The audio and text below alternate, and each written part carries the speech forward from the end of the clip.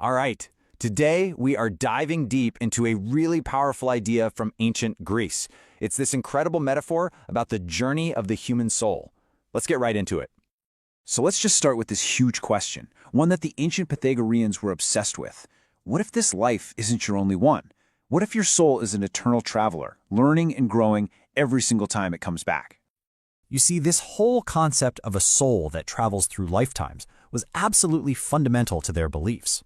So before we can really get our heads around Plato's big metaphor, we got to start right here, with this idea of the soul's endless journey.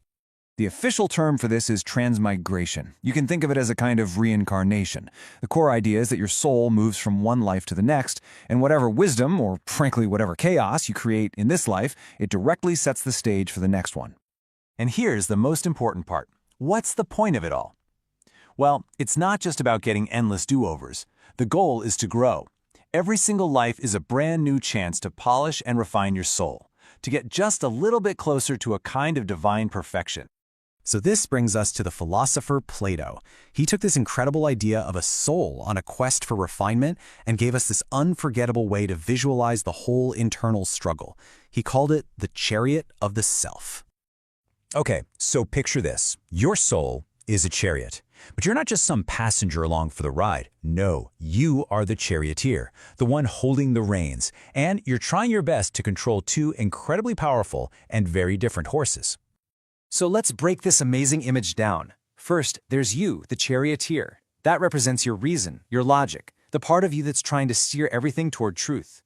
Then you've got the horses. One is a noble horse. That's your spirit, your ideals, your ambition for honor. And the other is a bold horse. That's all your earthly appetites, your passions, your desires. All right, so you've got reason at the helm, and these two powerful forces pulling you forward. But the real drama of this whole metaphor, and let's be honest, the story of our lives, is the constant tension between these two horses. So on one hand, you've got this noble horse. It naturally wants to align with your reason, always pulling toward higher goals and honor. But then there's the bold horse, and it's constantly getting distracted by earthly things, trying to yank the chariot off course toward instant pleasure. Sound a little familiar? But here's what is absolutely crucial to understand. Plato isn't setting up a simple battle of good versus evil. No way. The source material is super clear on this. Neither horse is better than the other. Both are vital. Both have their own unique strengths, and you need both of them to move forward at all. The real problem starts when one horse completely takes over.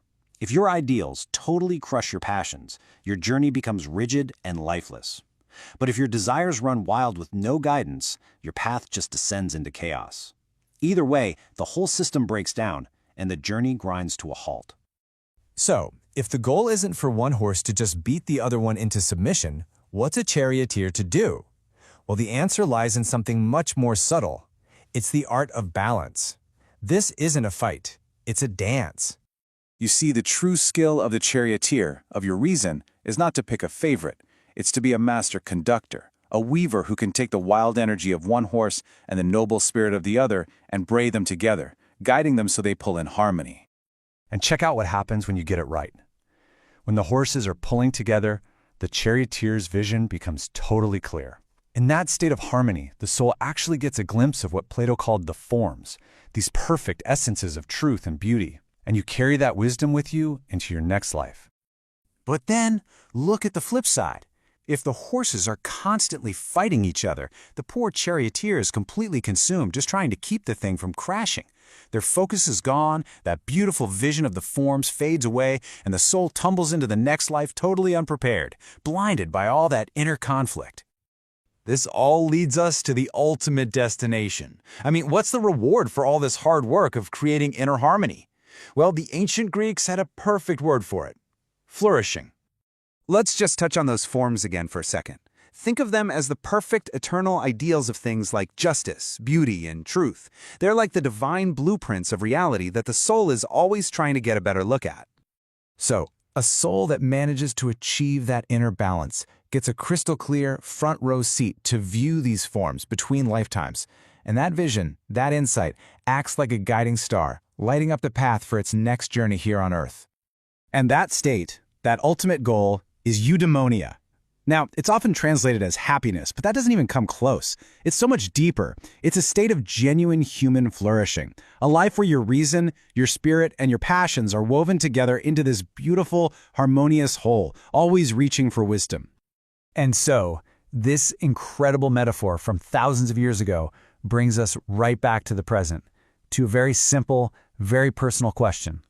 As you go about your life, with all of your ambitions and all of your desires pulling you in a million directions, who is really driving your chariot?